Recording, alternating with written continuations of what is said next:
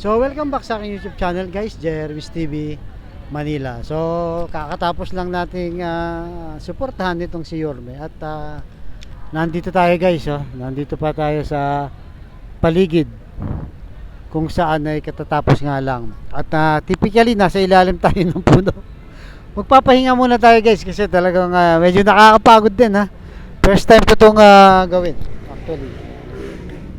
Dahil lang sa suporta dito kay Boss Y, Yorme Isko Moreno. So yun na nga guys, di ba? Na experience natin, medyo ano rin kakapagod at medyo mahirap din pala yung sumamang ganito. Pero siyempre dahil nga supporter tayo ni Yorme, hindi natin hihintayin yan.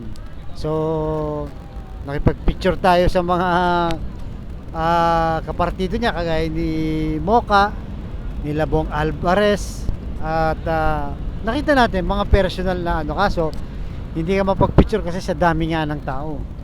So kung tutuusin, makita mo talaga yung pagmamahal ng tao, di ba? Organic, daming tao talaga guys.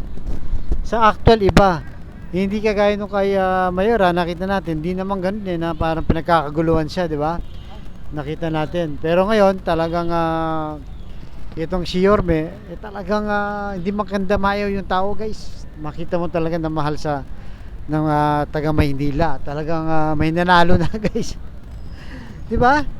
Kasi kung may ginagawa ka, 'di ba? Hindi ka naman pupunta dito kagaya natin guys, 'di ba? Bibigyan mo siya ng oras para lang suportahan. So nakita rin natin na talagang organic. Iba't ibang uri ng tao ang dumating dito, mga supporter.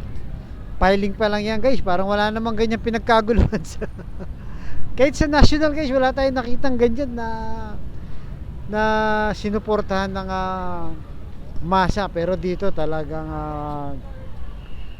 kahit sabihin mo maraming tao nakakapagod, mawawala yung pagod mo kasi talagang iba pala yung feeling pagka actual na. At lalo na kung nakikita mo siya, di ba? Talagang nakita mo kahit na pagod na siya guys, tuloy pa rin. Imagine mo, ano lang to local lang to guys, di ba? E paano pa kung yung national, di ba, naalala yung 2022, di ba? Kaya kung mahina yung resistensya mo, isa kang kandidato, hindi talaga po pwede. Kasi ito dito lang isang beses lang yun. Naglakad lang kami guys mula dun sa Araceros Park papunta dyan sa City Hall kasi dyan siya nag-file. Dyan ang filing ng certificate of candidacy ng mga local na tumatakbo. So, masaya rin guys, 'di ba? Yung experience natin kasi nga kakaiba to. Iba to talaga na makita mo talaga, tsaka yung mga makita natin kapwa vlogger, ang dami guys. Talagang makita mo rin sa kanila, ano, 'di ba? Sa live ko mamaya yung iba i-upload ko kasi nga medyo mahina ang signal dito guys. Talagang nakita mo talaga kung paano sila mag-cover yung mga vloggers ni Isko na kasamahan natin. Kaya talagang ramdam mo na kailangan nang bumalik sa Maynila. At na kanina may nakausap pa ako sa matanda, umiiyak guys. Umiiyak, tinulungan daw siya ni Yorme. Panoorin nyo sa ibang live ko na i-upload kasi nga na-interview ko kanina habang nagsasalita sa habang hinihintay namin itong si Yorme guys.